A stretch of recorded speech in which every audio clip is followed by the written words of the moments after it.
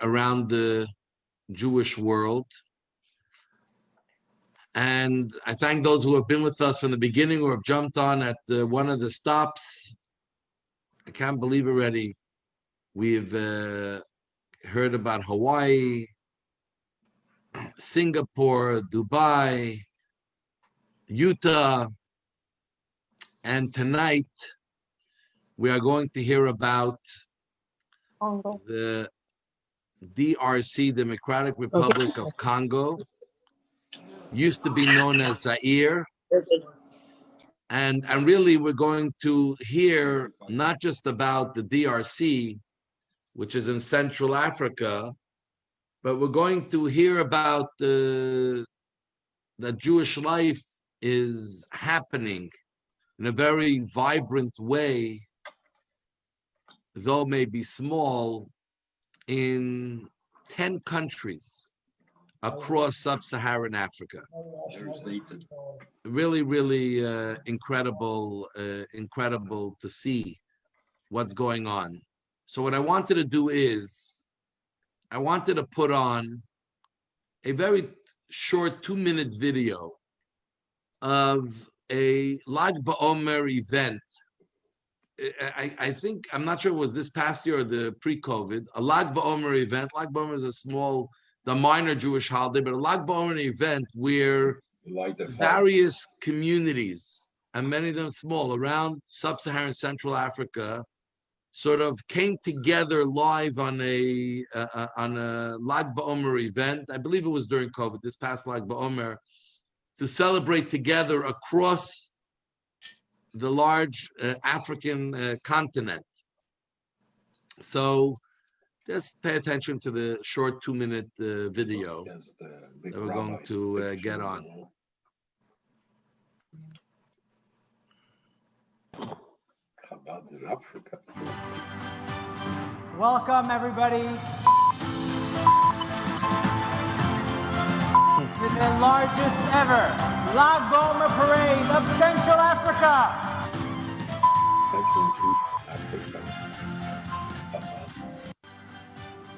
Welcome, everybody, to the largest ever Lag BaOmer parade of Central Africa. Ghana,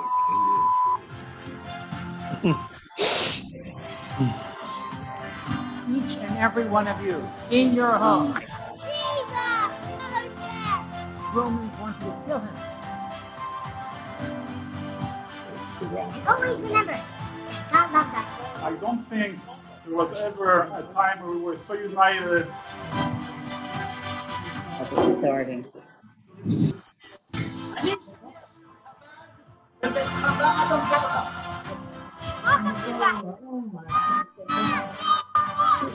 They send them from New York all over. Join with me, Rabbi Shlomo, on Zoom.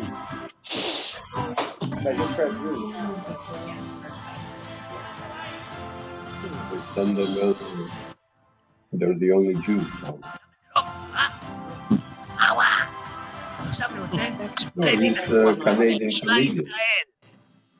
They don't see my face. Adonai Go Zoom Eloheinu. with us. Hey? Adonai Not Echad. using video.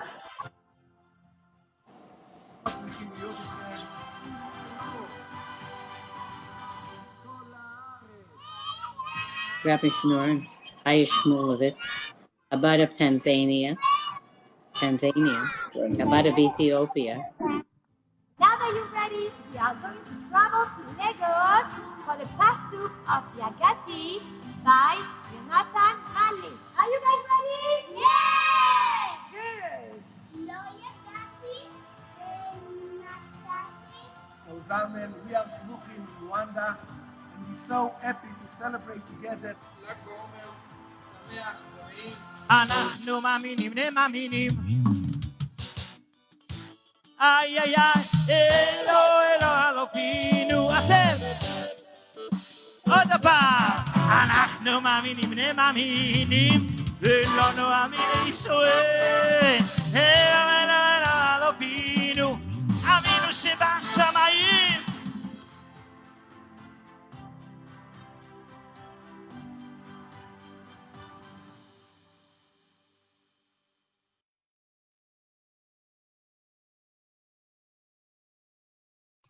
Wow. Incredible. To watch Africa, Jewish children, tzitzis hanging out. I mean, it's just, to me, it boggles my mind. And I always say, I've seen a lot, but this is boggles my mind to see Rwanda, Ghana. You saw the countries that were there. Just a short little video, how they sort of connected, small, but in a very special way. So, Jewish in Africa. Our guest that we invited to be with us and tell us about Africa. We similar to what we had when we did Dubai. He happens to be in Israel right now. Some personal reasons he has to be in Israel right now, and he wasn't 100% sure he'll be the most alert at early in the morning. It's the challenge when we're dealing with some parts of the world. So earlier today, I had a conversation with him, which I'm going to present to you as pretty thorough, fascinating, what I learned, and I want to share with you. He may show up and on live, but he wasn't 100% sure. It's not easy running a whole day and being on an alert. So we're going to put on now a very extensive and detailed conversation we just had a few hours ago. And we'll get a chance to hear about Africa. He told me a few things offline as well. We'll be able to talk afterwards. But I want to, before I put it on, I want to just say that the rabbi who's been the longest serving rabbi in Central Africa, Rabbi Shlomo ben Talila, is a Montreal boy. He's from a Moroccan family here in Montreal, became Chabad, and went through the whole yeshiva system here and in New York, and became a shliach of the Rebbe to Kinshasa, Zaire. And a year later, as you'll hear, he became the official chief rabbi of the DRC and really of the entire sub-Saharan Africa, as he's creating community after community within that place, where who would imagine that there is some kind of organized Jewish life and what it's like. So without any further ado, let's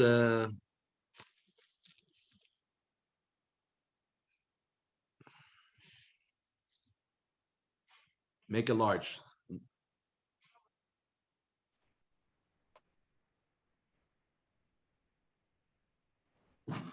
Hello. Good day, Rabbi Shlomo ben Talila. We want to welcome you to our series of Journey Around the Jewish World. And as we journey around the Jewish world, we're always trying to discover and hear about the Jewish communities in places we would not necessarily expect them or expect them to be strong and vibrant. And when I think about Africa, you don't know what to expect in terms of Jewish communities. I myself spent 2 years in South Africa, and we thought that South Africa is the only place where you'll find some Jews.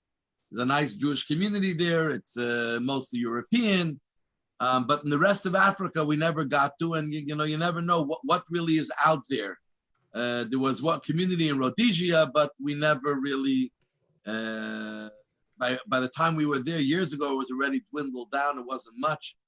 So we're looking forward for our program tonight to be able to hear from you, who has really become the face of Jewish Africa. I think that's the name of your website as well. So I want to welcome you to our Montreal community, Chabad TMR, and our Montreal community. I don't know if I could welcome you well because you were in Montreal before I was. You're born in Montreal. You're a Montreal product. Montreal's very proud of you. So, but I welcome you here, and introduce yourself to us. Thank you, Rabbi Krasinansky. Me and you go back a long time. We made the Shoot Gan Israel together in California, I remember, in 1982, if my memory goes well. So we also go back a long time together. Anyhow, thank you for having me on. So we were sent in Tavshin Nun Aleph. In 1991, we were sent officially by the Rebbe to open a Chabad center in then Zaire. Today it's the Democratic Republic of the Congo. But if you look at history, the original name of Zaire was always the DRC, Democratic Republic of the Congo. And then when General Mobutu took over the country, became the president, he changed the name to Zaire. So actually in 1997, when there was the new regime who took over, who conquered Congo again and established a new government, so they were Marzir Torah, like they say in Hebrew. They took back the crown back to the original state, and it came back to be called the DRC. So we were sent in the DRC in then Zaire in 1991. I was sent to Africa. I really want to hear this. By the head office in New York, which would send Bahrain students all over the world, in places mainly where there aren't Jewish established communities, or where there are Jewish communities, but they are small, and Yiddishkeit, Judaism is lacking in some aspects. So I remember I was sent. We went to Ivory Coast. That was our first shlichus in 1998, and then we were sent to the Congo. And we went through 5 countries in Africa, I remember. And then we went back a year later to make the Rebbe declared, if it was, my memory is well, 1988 was a Shnat Hayeled V'Hayalda. The Rebbe called the year of the child. So we made a Gan Israel then in Kinshasa. We had like 50, 60 kids. There was a community then with a lot of children. Today, it's mainly a business community, but then they had more families living there. So we made a thriving day camp for about 3 weeks to children who were a whole year pretty far away from Yiddishkeit, from Judaism. And it was a big success. And then this is when we hit the community, and the community really started to look forward for us to come back. And we came back again 1 or 2 times. Then I got married. And then Rav Moshe Kotarsky told me that they suggested to the Rebbe, this is the way it was done, that America suggested that they should send us as emissaries to the Congo. And the Rebbe was in favor. Then we wrote to the Rebbe, and it was actually soon in about the 7th night of Hanukkah, 1991, Tavshin Nun Aleph, the Rebbe answered us, gave us his blessings to go to the Congo and open up a center, which will be a center that will give birth to many, many other Chabad centers throughout sub-Saharan Africa, which we call geographically Central Africa. We have today, thank God, 30 years later. It's actually 30 years already that we're there. 30 years later, we have opened 11 Chabad houses in 10 countries. And I remember when we came, there was a community, there was an existing rabbi over there as well, but there was also Chabad. We came as Chabad, and we obviously added some flavor. We started right away to, I remember our first thing we made, the Congolese people, they're very artistic. So I remember we took 2 artists who had the chush, were very well in designing comics. Talented, yeah. And we made the Purim story. It was about 30 pages in a comic way, and we gave it to the whole community. It was everyone was so happy. We made parties, we started to give shiurim, and so on. This is how we started in the Congo until 9 months later. 9 months later, we arrived January 15. 9 months later, during Sukkot. So I remember we built the sukkah. It was the first and last time which I didn't put air conditioning in the sukkah, and it was pretty tough. I remember we couldn't stay in the sukkah. It was like, we knew it was hot, but we didn't think that, in the sukkah. We can't relate to that type of weather in the sukkah. You could probably not Montreal on cold-wise, but I think it's easier to get used to cold than heat. Heat is terrible. I remember we made kiddush, we ate the first meal, and just half hour, for 40 minutes, people were just going in and out of the sukkah. The year after, and for the next 29 years, we had 2 air conditionings in the sukkah. Thank God it was a first-class sukkah. And so anyhow, that was our first Sukkot. And the next day, I remember,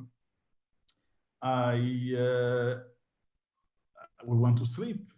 And as I was sleeping, I was listening to gunshots. So in my dream, I was hearing gunshots. So I thought that, good, it's a dream. So I woke up to go to shul. The shul was away from my place. They were then praying in a villa that the community had. Then I realized that I'm hearing real gunshots. So I get close to the window and I really hear loud things, scary gunshots, and I see people in the streets, a lot of looting going on, you could see people are carrying different, you see there's a big a lot of looting going on in the city. Actually, there was a revolution going on. The military were upset at the President Mobutu then, and they just made a revolution. And then for the next, my wife got up, told me, "Why didn't you go to shul?" I said, "Take a look what's happening outside. Don't get too close to the window because you could get a bullet that goes astray." Anyhow, 24 hours later, someone from the Israeli embassy came. They took us to the Israeli ambassador's house, where all the Jews were there. We're in few places in Kinshasa, and then it was mandatory to leave. The city was totally destroyed. I've never seen a city in such a state. When I mean destroyed, you could only see the skeleton of some buildings, of some stores, and nothing through it. Anyhow, it was mandatory just to leave the place. They would tell us, all embassies said you must leave. Obviously, some men stayed. I couldn't stay because my wife was pregnant, so we got on a boat. We got on a plane, which was across the river in Brazzaville, and they took us to Israel. It was an Israeli plane who came, took like 350 Israelis to Israel, and that was 9 months later. We found ourselves back in Israel, then back to New York. I'm back in New York, and I go to the. I remember I went to Chabad. Yeah, your father has to pull down his pants.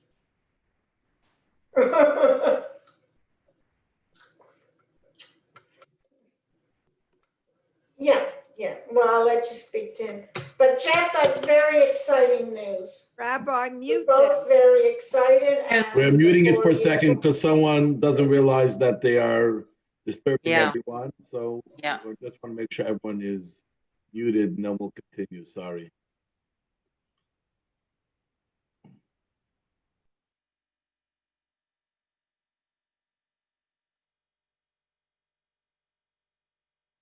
To Rabbi Krinsky, and we asked them what we want to go back. So they said I would ask the Rebbe, and the Rebbe said that we should ask someone over there in the security, which would assess that it's safe for us to go back. And we did find someone and we went back. I went back myself in the beginning, and since then we're there. Since then. We Baruch Hashem, there's a big shul over there, there's a community. My wife and myself, but mainly my wife, she taught the Talmud Torah classes for the children of the community. We sometimes brought shechatim to make a shchita. we had a kosher store. We brought kosher meat. We had lessons of Yiddishkeit going. Whatever a Chabad house does. Obviously, we had throughout 30 years, we had many revolutions. We had many ups and downs in the country. But thank God, this made us grow in the country. Go ahead. That's incredible. Maybe if I can stop you for a second, I want to just ask a few questions because you're covering so much. Before we talk about some of the revolutions, I don't think any of us imagine living through a revolution and how it affects the community and yourself with such dedication. But let's go back a second, if you don't mind. You said when you came, there already was a bit of a community with the rabbi. When did Jews come to the Congo? Like at what point did Jews come there, and how big was the community when you came at its biggest point? Africa is pretty much there are mainly 4 or 5 communities with history. I'm not talking about North Africa. I'm talking about, it's mainly Jews in the Congo. They came in the beginning, at the end of the 18th century, beginning of the 19th century they came. Jews came in the beginning from Rhodesia, which is now Zimbabwe. They were building the railway with copper between Zimbabwe and Lubumbashi. As you know, the Congo is one of the first or the second suppliers of copper in the world. So there was a big community who came then from Rhodesia. They built a shul in Lubumbashi, which is about 2.5 to 3 hours away from Kinshasa. Up to the independence in the 60s, there were around 2,000 Jews in the Congo who lived there. As someone told me, they were born there. They lived. They got bar mitzvah. They lived. They got married. They got buried. They got buried there. We have like 3 cemeteries of Jewish history over there, and that's for the Congo. That's for the Congo. From the end of 18th centuries, Jews are there. They even had a rabbi, Rabbi Levi, Rabbi Moshe Levi, who was there for 50 years and did a lot for the community. He was in Kinshasa, or he was for both communities? The Jews were then mainly, all the Jews were in Lubumbashi. Then after the Rhodesian Jews, a lot of Jews from Rhode Island. Rhode Island, I'm thinking of the Greek island of Rhodes. Yeah. The Jews started to, one brought the other one, and the big part of the community ended up in the Congo and got saved from the war, from the Nazis over there, and established themselves over there. And so that was the Congo. There was Kenya. There was Ethiopia, Jews from Aden, from Yemen who came. There was Namibia. Namibia also is Jews from, there was the known Harold Pupkowitz who came from after the war. You could see that it's one of the only shuls in Africa, when I went to Namibia, who has the Luchot Abrit Square. You had, it was a shul which was built in the 1800s, if I'm not mistaken. And Kenya, so these were the shuls with the communities with Jewish history in Africa. The rest is all the rest, Ghana, Nigeria, Ivory Coast, it's Jews who came later on, people who came later on. Though in Ivory Coast in the 1970s, you had a lot of Israeli companies, and you had the Jewish school with 300 children in Ivory Coast. Wow. In the 70s. Israelis built the Ivory Coast. Wow. All the infrastructure in Ivory Coast was built by Israelis.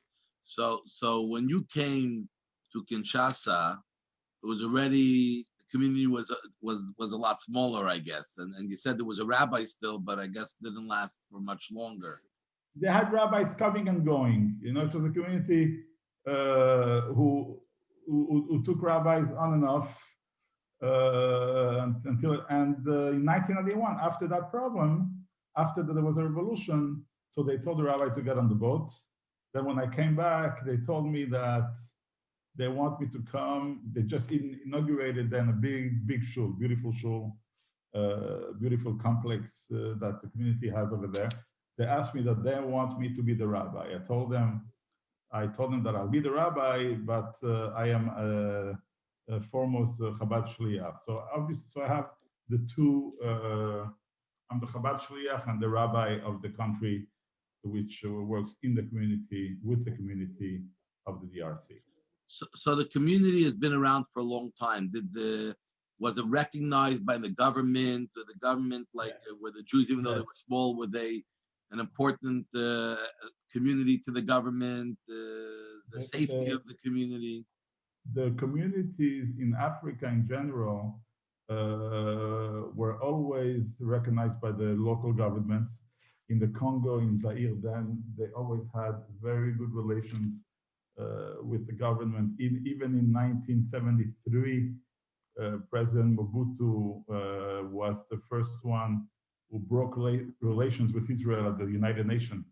He said that between a friend and between a friend and a brother, the choice is clear. And he cut relations because of the Yom Kippur War, but he was the first one to renew them again. There's a big love story between Africans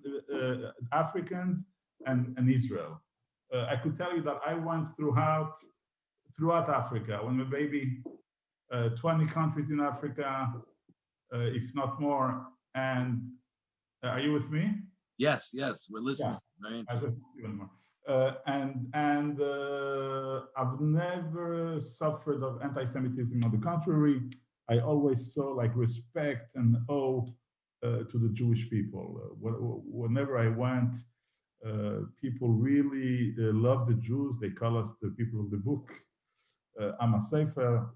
So I must say that we have we have good hosts, thank God. Wow, that's really incredible. And now, in the Israeli scene, Netanyahu's been working very hard the last few years to really connect the Israel with the African countries to create the close relations and and embrace, I guess, what you're talking about, the love that exists at some level. Yes, I tell you the truth.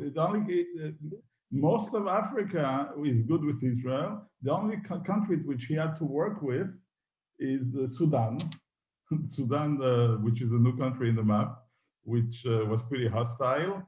And I think Chad also. Chad has good relations today. But Africa loves Israel. Africa likes Israel. Jews are welcome in Africa. Jews are not, there's zero anti-Semitism in Africa, zero. I could tell you, I never suffered a second from anti-Semitism in Africa. We had a yeshiva for about 6 years because of elections, and people were scared what will be. So we had to shut the yeshiva for a while, but we will get back to it eventually. Let me tell you that we had Bahrain walking around with, as Bahrain could walk and do all Mivtzoim, Chanukahs in the street. There is zero. On the contrary, people love Israel. People love the Jews foremost. Wow, that is incredible. Being in South Africa and being around Africa, and I actually was in Namibia, you mentioned it before. I was in Mozambique. I was in a few countries, but right around South Africa, they're very spiritual, the Africans. So, you felt that sense of... Yes, I remember once I sent during the holidays, we do send Bahrain to different countries in Africa, different communities, who are pretty far away. We send Bahrain with Sifrei Torahs to do what they have to do to celebrate the high holidays in those communities. So I once sent to Bahrain, I think it was to Zanzibar, and they took a Sefer Torah with them, and they called me after customs. They told me they're not letting the Sefer Torah go through. They want the Sefer Torah to go in cargo. And we told them it's impossible, it's impossible to put a Sefer Torah in a cargo. It must go with us. So they didn't want to let them go through. And then suddenly the officer sees in the tefillin of one of the Bahrain, he sees a picture of the Rebbe. So he tells him, who is this? Is this the big Muzungu? The big Muzungu is like the big chief. So the Bahrain says, yes, this is a big rabbi. So he looks at him. He tells him, okay, take your Sefer Torah, go on board. go on the plane. They do have a lot of respect for Judaism, let me tell you that. So it's interesting. You mentioned Israelis. I remember actually when we were in South Africa, we went to visit Southwest Africa. It was like a sort of a created, little bit of a created country that no one recognized. And we met tons of Israelis there, and they were building everything. How did the Israelis end up in Africa? Were they invited by African countries, or Israel sent them to help in their various building other countries, business opportunities, and then they formed the communities? Interesting how Israelis ended up throughout. First of all, listen, when it comes to agriculture, Israelis are the best.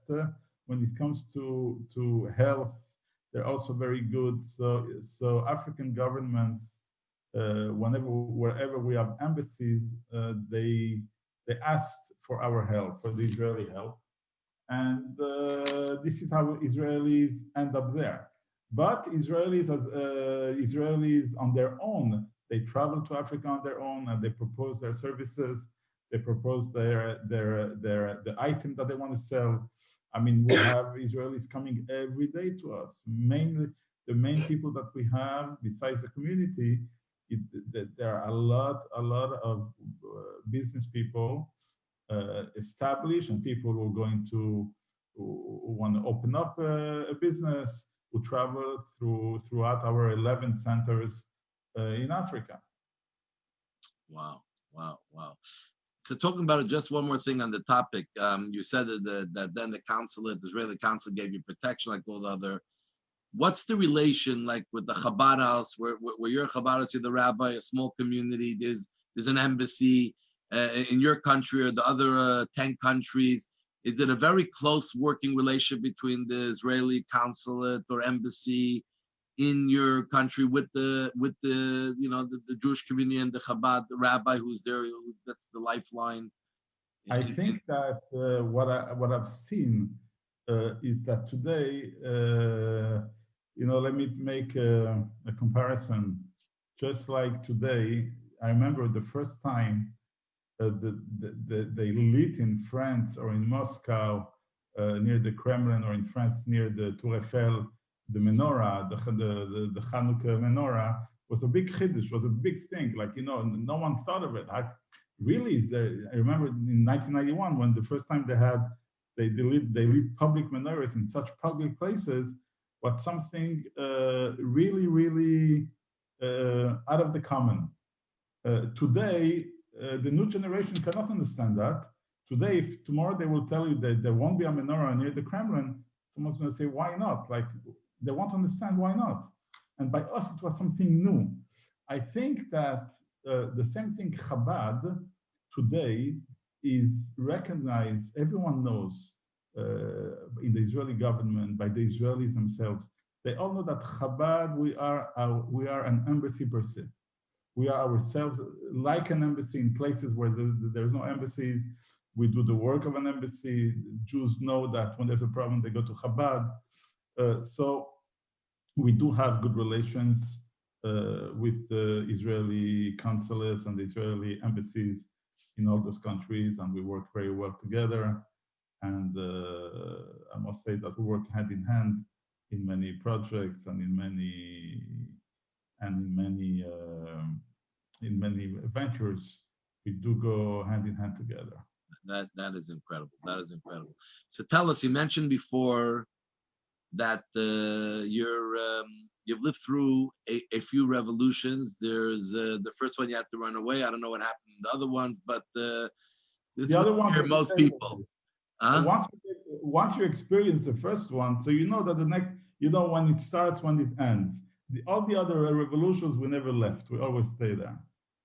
We only had to leave the first revolution because it was really something no one expected, such a thing.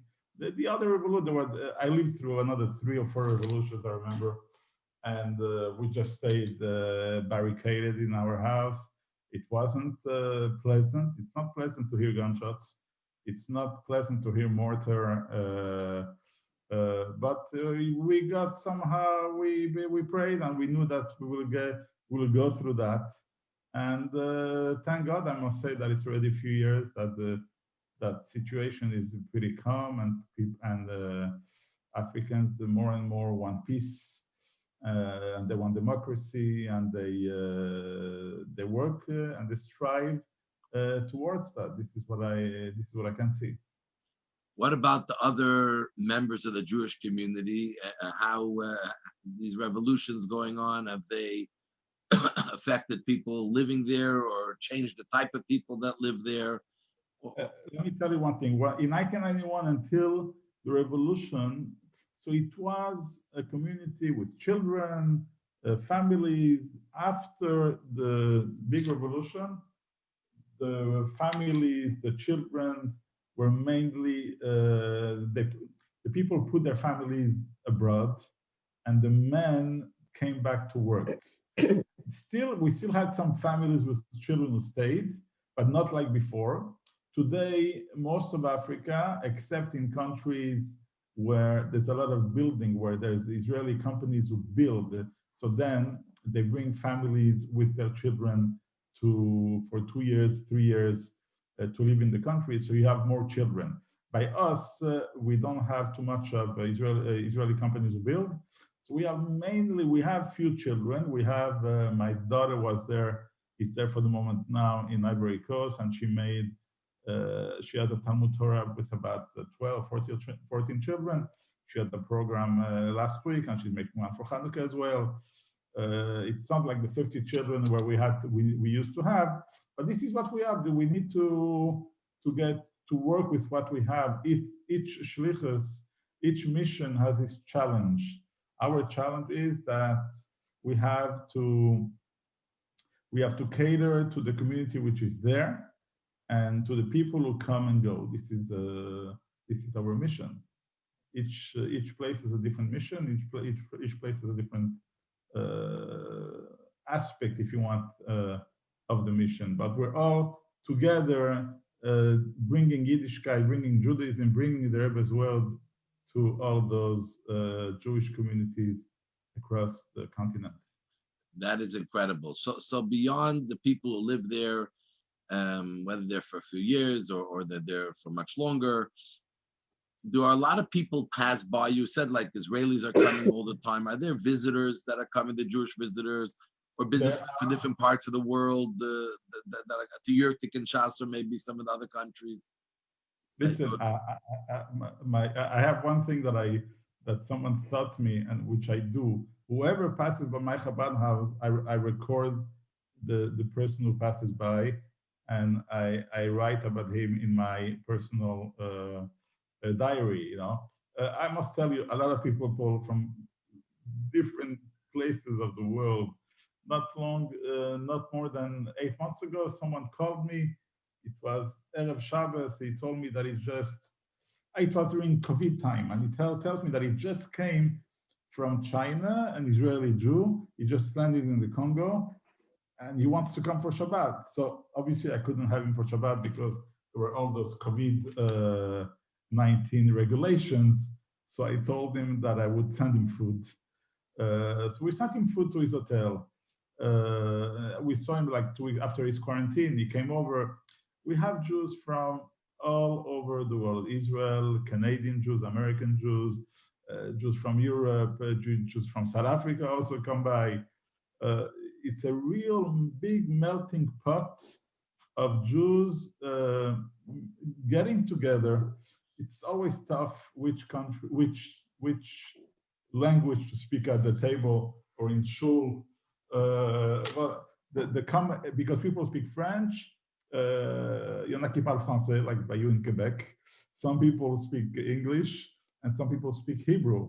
So we try to find, a common denominator between all those languages. And, as you know, Jews have a common language, which is the language of the heart. So we managed to touch everyone. We understand each other. What about, in a lot of places in Africa, you hear about the different type of NGOs working, or different charities, and people going to help the more needy, and a lot of people coming from America. Do you find Jewish people amongst those who are out there trying to help the third world countries and We have ourselves in Chabad. We do help. We do have programs to help needy Jews. I'm sorry. We do have needy Jews as well. But thank God we don't have too many needy Jews in Africa. But we do help certain the local communities.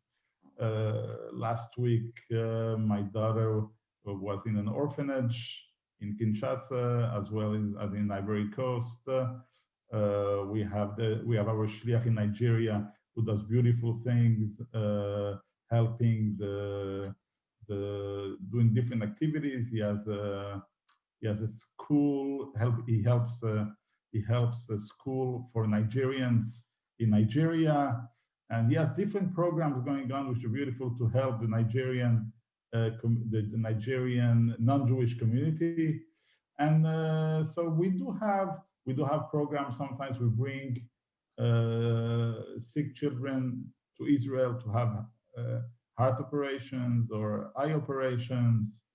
We do try, do our best to help the locals in our country, in our countries. That is incredible. When we were in Israel with my lawyer's trip, we went to visit an organization called Save a Child's Heart. Yes, and a lot of kids from Africa there as well. You know, actually from Arab countries and Africa. They just brought now like 5 children from Ivory Coast to Israel to have heart operations. Yeah. It was very, very, very nice. There was a whole ceremony with the Israeli ambassador in Ivory Coast, which does a real great job. I must say that I've seen a difference in the ambassadors themselves. Today, the ambassadors in Africa, Israeli ambassadors, are much more involved than they were in the 1990s when I arrived.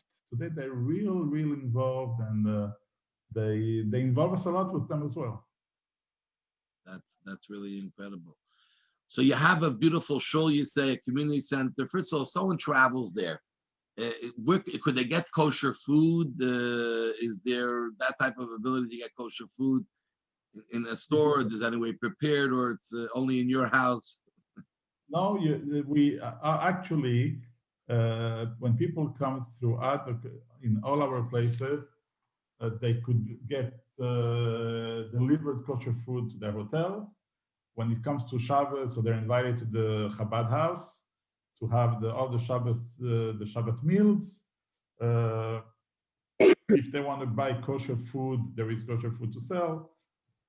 Kosher wine, kosher bread, all the other small items like oil, tuna, mustard, this is found in the local stores. They bring them because they bring containers from South Africa and from the US. So obviously, they don't do it on purpose, but we do find a bunch of kosher items which arrive with the local consumption.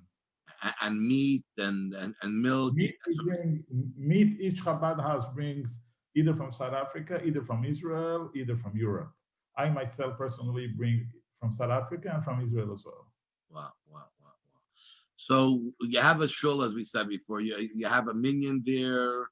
We have let me tell you one thing. In the beginning, obviously 30 years ago when I came, we had a minyan Friday night. Friday night was a full house minyan.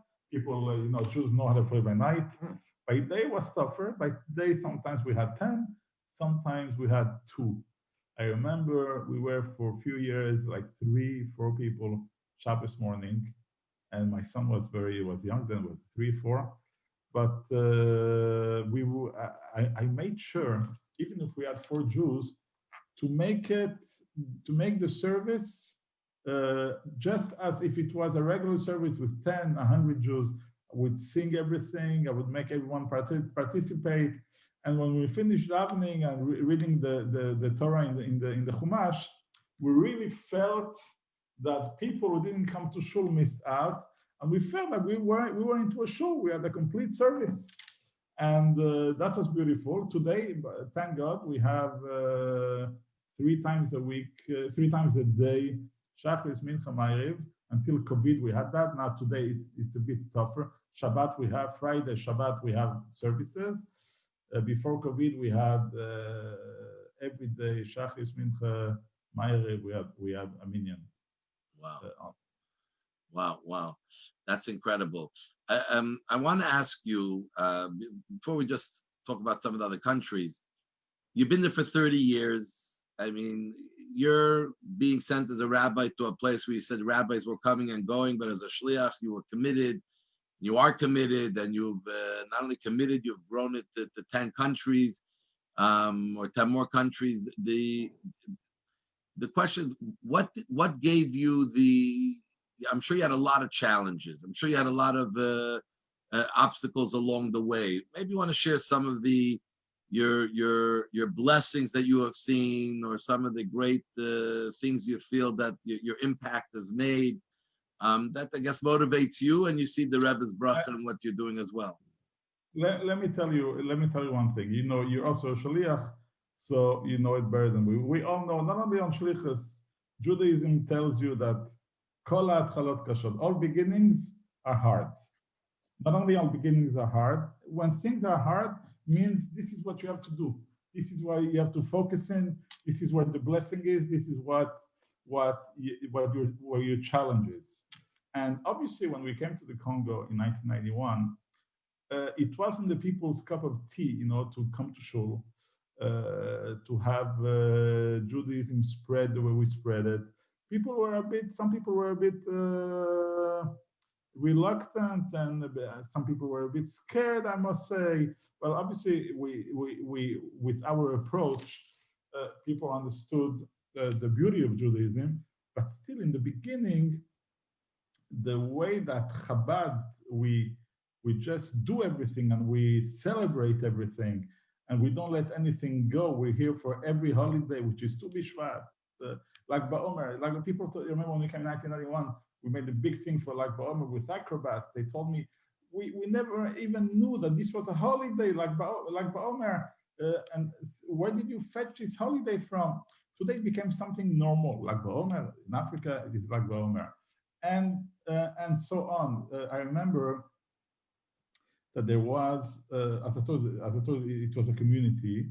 So one guy, there was a sifa, there was a meeting of the community. So everyone was there. I was there as well, and everyone could talk. So one guy got up and told the board. He said, "I don't understand why the rabbi obligates us to have kosher food in our restaurants.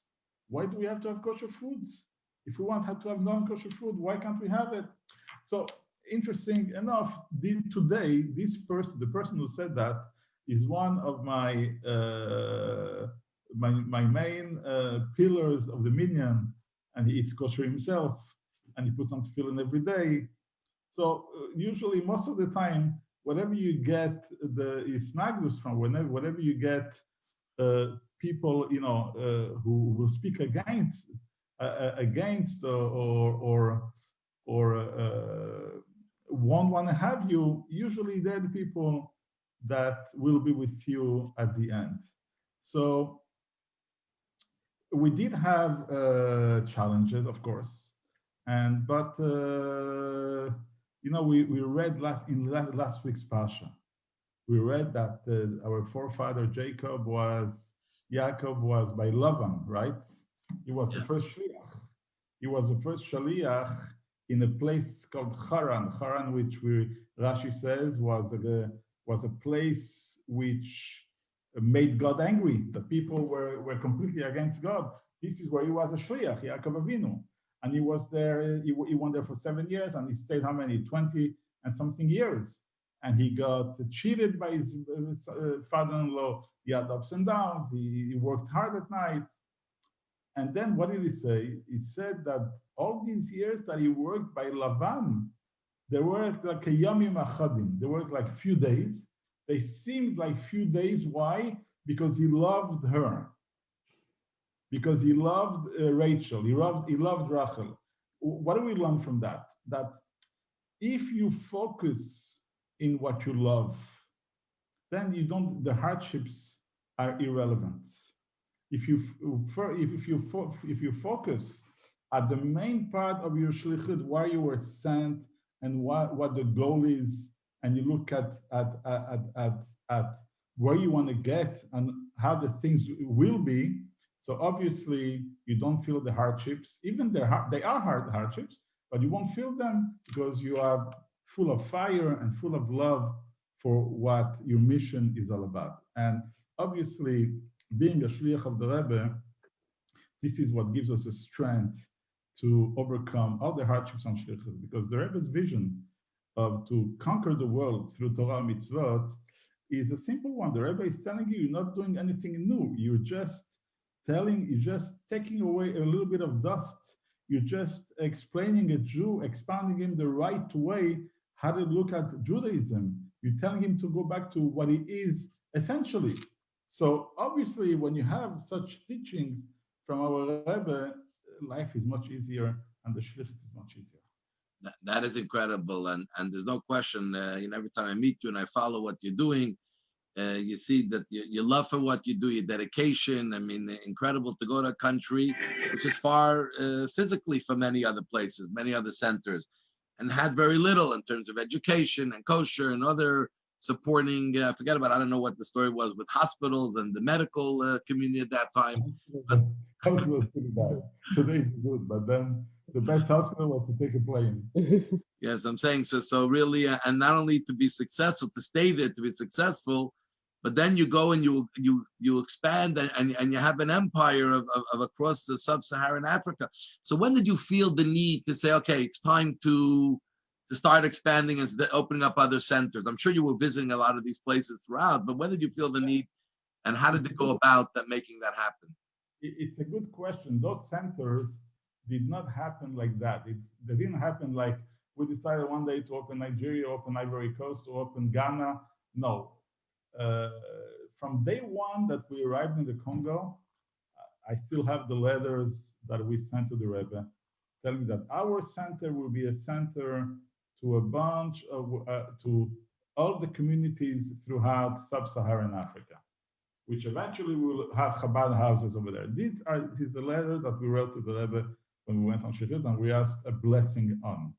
So we started right away to send, myself, I traveled to a lot of these places from time to time, but for the holidays, Hanukkah, Pesach, Tishrei, so we would together with Merkaz and Echindom Rav Moshe Kotlarski, we would send Bachrim to all these places.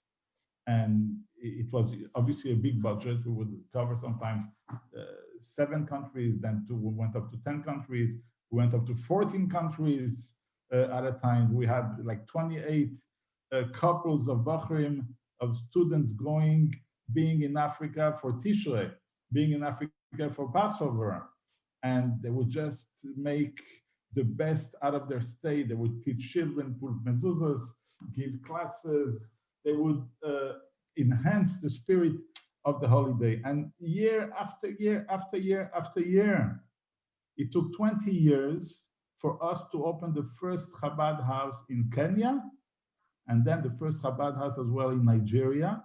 And then everything afterwards just flourished. After we went to Angola, we went to Uganda, Ivory Coast,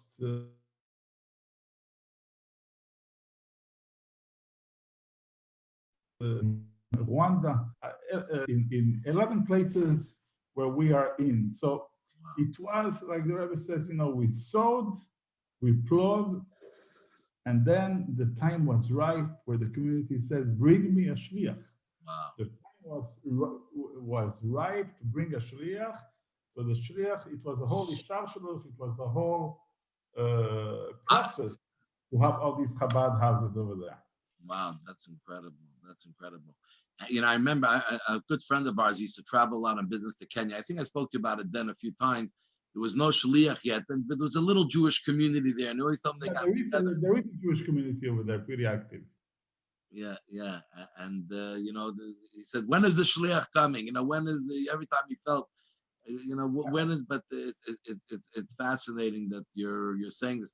When we were in Israel once, I remember there was, I think it's Nigeria, the country pays for people to go to, or there's a group in the country to go to Israel, to visit Israel, because there's a lot of Christians, a lot of Muslims. I think it's Nigeria. So we met a whole group of hundreds. There was like, even the president of Nigeria was there. Then he's staying in our hotel in the David Citadel while we were there. So, you know, we heard sirens all day long, bringing him, taking him and coming. But I remember it was an incredible thing to see so many people coming and they're paying them to come see you. We have, from all countries, you always have a lot of pilgrims, how do you say it? People who go, who go to Israel to see the Holy Land. Christians are in love with Israel as well. And from all Africa, they travel every day. Once they get a visa, once they're able to get a visa, this is the hardest part. They do travel to Africa and they go back. Israel, every day, you know, makes me laugh because you see them at the gates, you know, when I go through Ethiopia. So you see mainly all these groups, you know, going to Israel. It reminds me in the beginning when I used to go to when I used to be at the airport and go to the gate for Kinshasa. Some of the people used to see me pass and say, Tel Aviv is the other way. The gate for Tel Aviv is over there. I said, no, I'm going to Kinshasa. So that is incredible. So in many of these places, new centers that have opened up, have they been able to start off, to build up? Is it growing? Like, what do you see as the future building from here? You already have 10 countries. Wow, that's incredible. Where do you see yourself, going forward? I must say that the shluchim are doing pretty well, very well. They have shul. Some are in the midst of buildings. Some have mikvahs already. Some people are. What's good about Shluchei Chabad, about us, is that we don't need a building to work. So we work with sites, even if we don't have a building, we do work and we do everything, but we do need buildings as well. So I see that people in our shluchim, throughout our shluchim, a lot of them are in the midst of building and expanding, and thank God that we hope to open up new countries as well. We didn't finish yet. There are still more countries to open up, and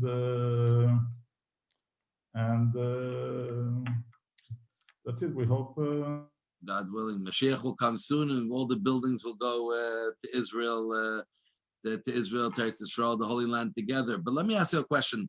Most of yourself and some of the other places, the support, the activities, the shul, the buildings, the activities, are supported from within, or you have to bring money from outside the country? So normally it should be from within, but some places they still need to take money from abroad. This is the situation. Some people are able to gather their funds from their country, and some others they need to come on to funds from overseas as well. But each shaliach is responsible to bring and to look for his budget. Obviously, we do help them with tips. With that, we gave secret Torahs to almost all of them. Some of them we got different helps as well. Thank God, everyone is moving along. Everyone is succeeding. That is unbelievable. And I'm sure, as you said, just go back to what we started at the beginning, you have good relations with the country. So as a leader of not only just the Jewish community in your country and in many countries, how is your relations with the leaders of the countries, like of the DRC, the president of the DRC? We have a new president now, which is President Tshisekedi. And he really, we do have great relations with him. Obviously, as I told you, this COVID thing made a lot of hagbalas, of limitations and being able to limitations. We were supposed to have many things this year which we couldn't have, but obviously we're getting ready to celebrate 30 years of our presence in the African continent. We're still trying to see when this year we could do this. We hope to do something big, some big celebration, including all the countries, and we hope to have you with Moshe. that So is you make that, it come to Congo. that is incredible. My nephew was one of the students in yeshiva there. I believe. Yeah, Yes, yes. Mendy. My nephew Yes. from Hawaii. He loved it. Yes, He yes. loved it. There was him and his friends had a great time. They really felt good, and you were great. The yeshiva brought something, a very interesting point, because once when the yeshiva, started to have in yeshiva 11, 12 Bahrain who sit and learn a whole day. Just a regular yeshiva, they don't go and help people out. They sit and learn a whole day. At night, people from the Kehillah, they come and they learn with them.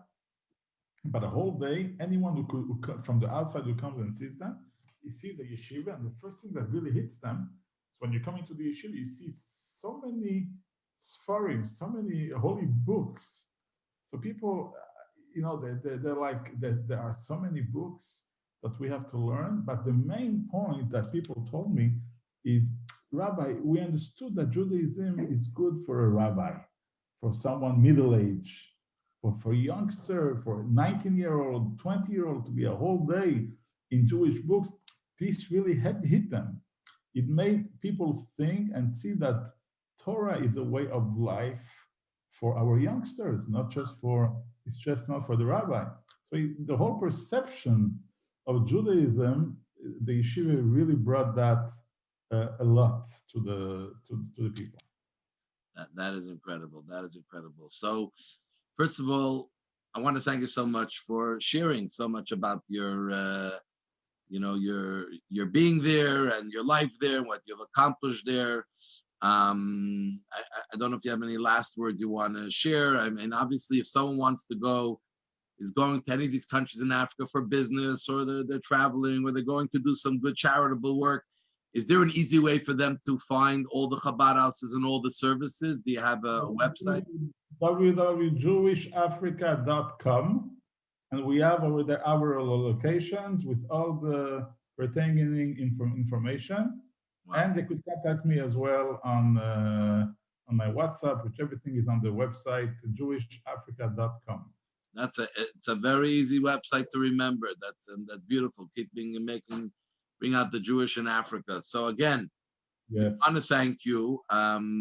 You're, as I said before, you're one of the prides of the Montreal Chabad Yeshiva and community. What you've been able to, you grew up here, and to what you've been able to go out and accomplish and make happen, it's really incredible. And Hashem should give you a continued success, Gesundheit, with a lot of health for you and your wife. We didn't talk. You have to say something about your wife. We know that in a shliach, when you're out there, it's not just a rabbi; it's a couple. And I'm sure, and your wife, I believe, is from Italy. Is that correct? Yes. Your wife is from Italy. I don't know what's harder, a shock from an Italian to go to Africa, or a Canadian to go to Africa, especially French Africa. But maybe you want to say something because we know that without the woman, it's never a complete story. I just want to say, if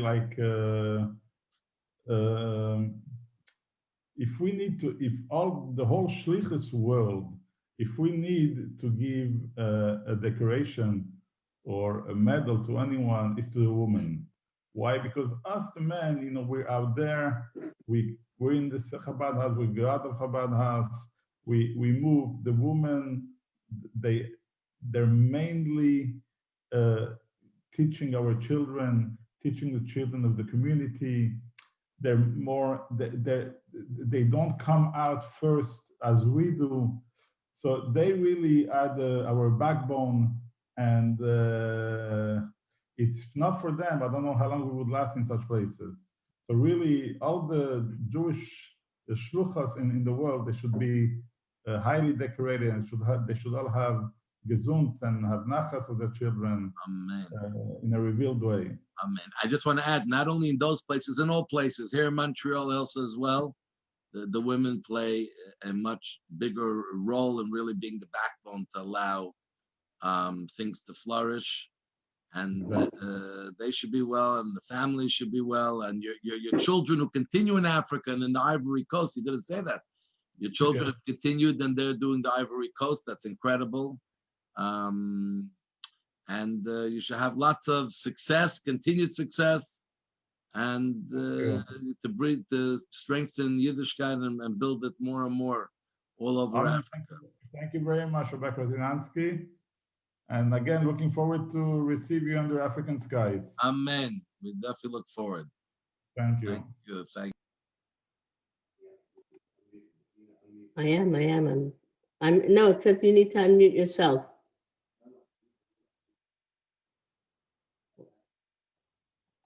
I'm telling you, it says ask to unmute. Okay. Hello, everyone.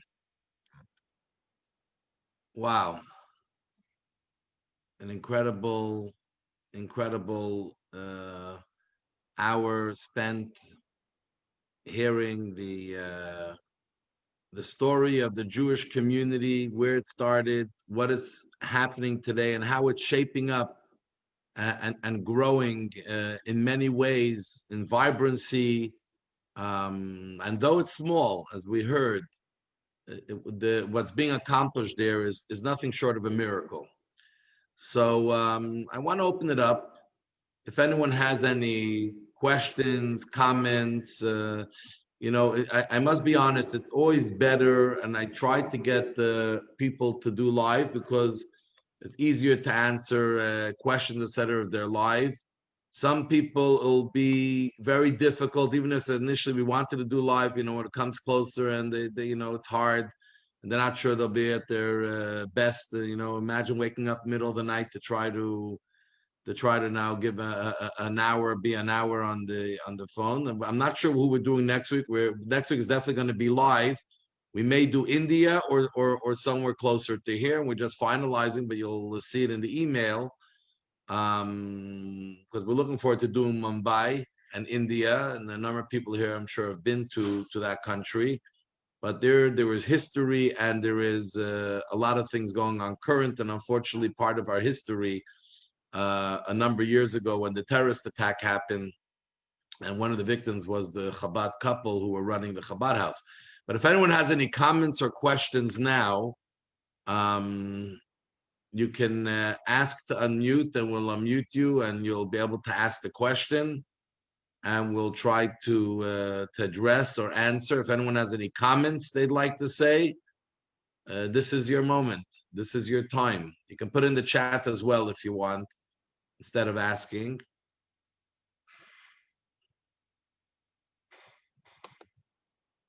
Do we have any takers? Are we very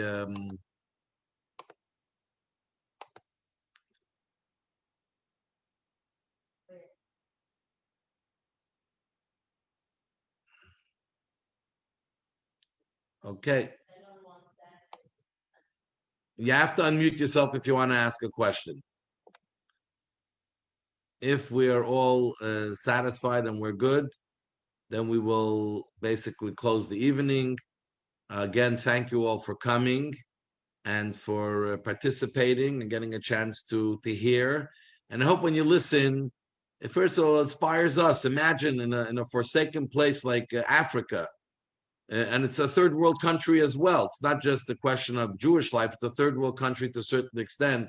And yet, Judaism is alive. There is minyan 3 times a day, imagine. And they're learning, and they're getting together as a community, and they're celebrating holidays, and so much more is happening. And Jews are looking for to get more involved. This for us, for me, is a great inspiration. I hope for all of us is a great inspiration. that here we live in a place where it's just at our fingertips. It's all available. You don't have to go far to get a good kosher meal, to get great Jewish education, to just socialize, obviously, when COVID is over, with Jewish people. It's unbelievable what we have, and I don't know if we appreciate what we have. So sometimes we have to be inspired by those who have much less, but yet make so much out of it and do so much to wake us up and to say, how much more can we do? But I also want you to walk away to know that wherever you travel in the world today, always check out if there's a Jewish community there. Visit it and say hi. Visit the shul, visit the rabbi, if you're going to be there Shabbos. Try the kosher meal that they have there. Connect with people, because at the end of the day, we're one people, the Jewish people. And wherever you go, wherever you meet a Jew, you'll feel like family. And it's a good feeling to feel like family. But more importantly, it's great for a Jew who lives in a far place to know that other Jews remember that they exist and are thinking of them as well. So we are a great collective body. And as long as we continue to inspire each other and to strengthen what we have at home, as people strengthen what they have with their home, we'll have a great future as a Jewish people. And we definitely will have a great future, but we'll be part of the creating that future of a vibrant Judaism that's relevant to all. So I guess we're not a typical Jewish crowd tonight. No one has any comments or questions, but we'll close off. I want to wish you all good night. Join us next Wednesday night. Again, you'll get the email what's going on. I hope those who are on here participated and in our raffle and bought a ticket. We have just a few days left. We're almost at the end line, but we still need all the help we can get.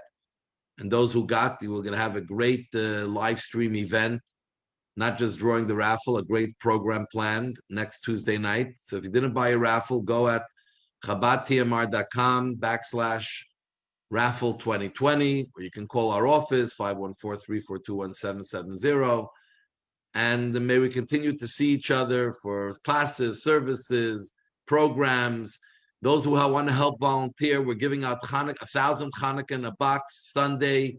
You can call the office or let us know in some way that you want to volunteer and to give an hour or two. There's a lot going on, how we can help strengthen our community here in Montreal, that even though we're in a pandemic and Nebuch, we have to get on Zoom to see each other, but we're still one community. We're there for each other, and we're thinking of each other all the time. So have a great night, and thank you all. And Joe Mendel, thanks for your inspiration to run this a little more professional, and we really appreciate it. We always try to get better every day. Great. Be well. Good night, everyone.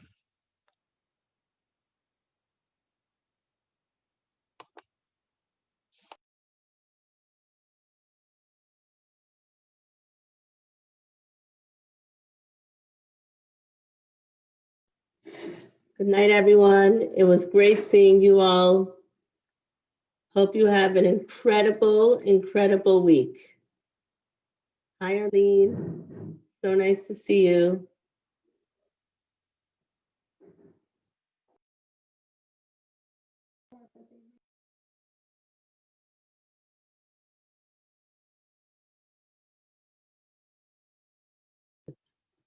Good night, everyone. Nice to see you. Hello, Gerald, Arlene, Sylvia, Ken. I hope you enjoyed it.